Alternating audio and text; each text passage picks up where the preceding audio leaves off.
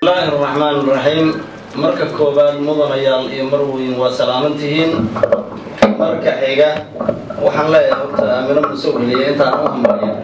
ma sha Allah wayaan leeyahay balaadku ilbulay aad waxa hawsha caawil yiri aamino way qabatay waxaantii ma aha wax boqol qof aan ka qaban karto waa karti dheeraada iyo dadnimo dheeraada iyo fircooni aan qof bani aadam oo kaligiis uu samayn karin ayaa la sheegay aamino inay maaragtay ay samaysay marka ma sha Allah wayaan leeyahay ilkini iyo elinsiba Allah ka hayaan leeyahay marka labaad waxaan leeyahay hambalyo ayaan leeyahay aamina run ahaantii waxayna astaahishaa ayada iyo dadka dhigeeda oo maaragtay faraha badan waxay astaahilaan inay wadanka dhan hogaamiyaan maadaama xoogaa hal abuurnimo laygu tabayo farta laygu soo taagay waxaa la sheegay inaan sameeyey heestii maxaa loo dila marshaale ma samayn heestaa keliya waxaan sameeyey kun heeso run ahaantii waxaa ka mid ah heesaha aan sameeyey South Africa markii lagu dilay wiilka Soomaaliga dhagax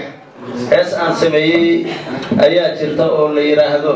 inaan isku midab naho Afrikaan wada sheeganiyo ehelka kuwaan moodayno ilmihii naga laayayo aqliga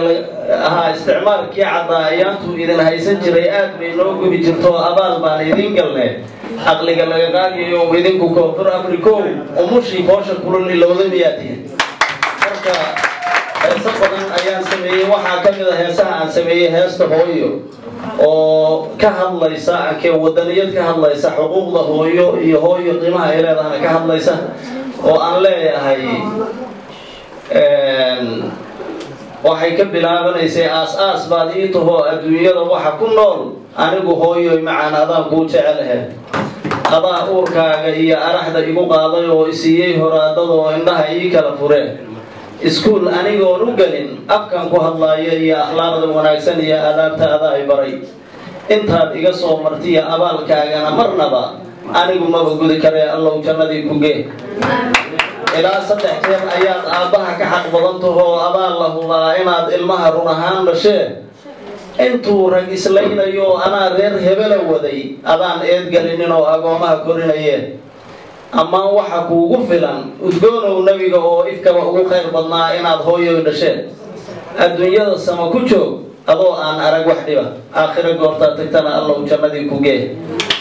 abwaan suugaan kashiyo aqoonyahan iyo waxgarad adaa soo ababiyo aan qariyo daadahshee ajashi rabbi ku qoriyo ayaantay taada tahay Allah sakaraadka iyo su'aashaha kugu adkay eraga u dambeeyo oo afkaaga ka soo baxa hooyo ashhaadka iyo ilaah magaciisa noqoy ilkii marka lagu dhigana ilaahis aan daminin iyo iftiin ha lagu shido Allah jannadii ku gee heestaas ayaa ka mid ah heesaha aan sameeyey marka caaway waxaan rabaa balgaba yarna inaan dhac ka siiyo oo aad u dheer oo aan tiriyay balse aan halkaan ku dhamayn karin maadaama waqtigu aad igu gaaban yahay oo aan ugu mahad celinayo dumarka Soomaaliyeed waxaan iri duufaantii qabiilka iyo dagaalku markuu dhaco dalkeenii uu burburay dumarkaana badbaadiyay damba wada noqon lahayn dumarka Soomaaliyeed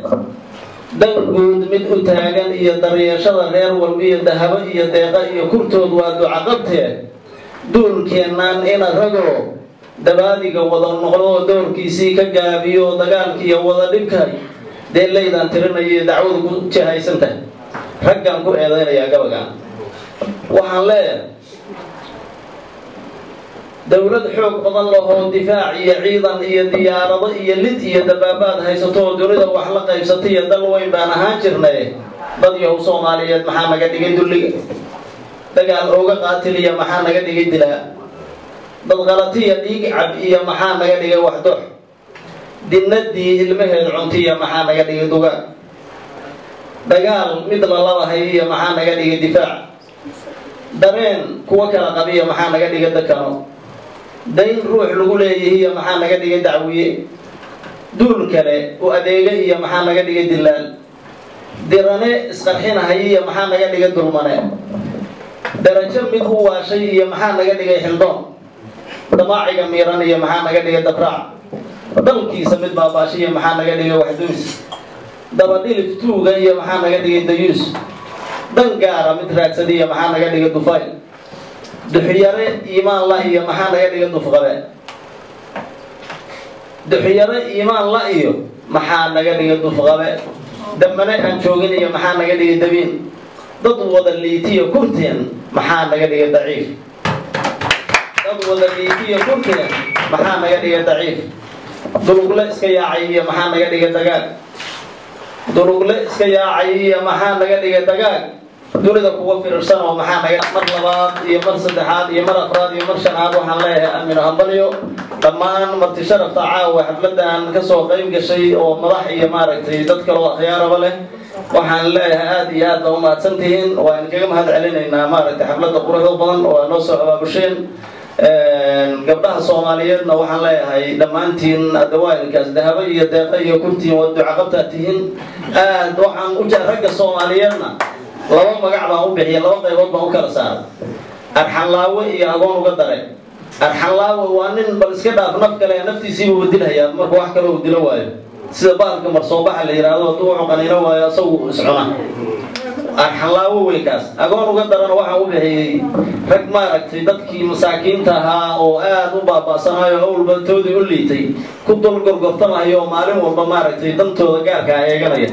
marka waa sheeko dheer iga raalli ahaada aad baan idin salaamayaa